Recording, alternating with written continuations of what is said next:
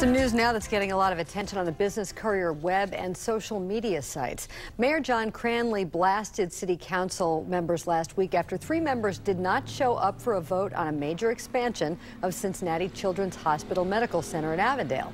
But at least one hit back, saying the mayor questioned their motives without evidence. The measures, which include zoning changes, modification of the hospital's development plan, and the sale of city property, appears to have the votes needed for passage. The Public Library of Cincinnati and Hamilton County will close its north building downtown, potentially making an entire block of choice real estate available for development. The library's Board of Trustees approved the move in June. The plan is to consolidate all services into the south building later this year as part of a larger building plan.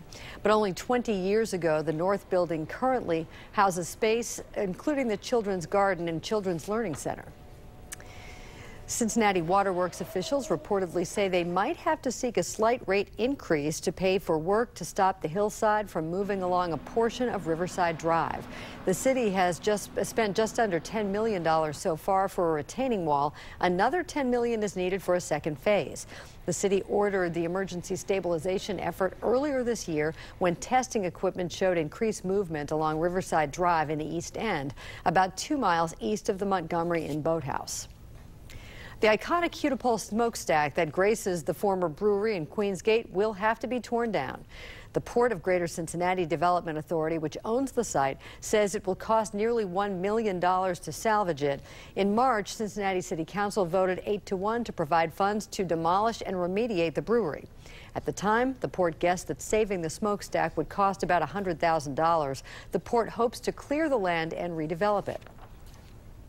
FC Cincinnati continues its magical run in the Lamar Hunt U.S. Open Cup. The team shut out NASL opponent Miami FC 1-0 last week in arguably the biggest victory in franchise history. FCC, which plays in the second-tier United Soccer League, will next host the New York Red Bulls of the top-level Major League Soccer in the East semifinal match on August 15th at Nippert Stadium.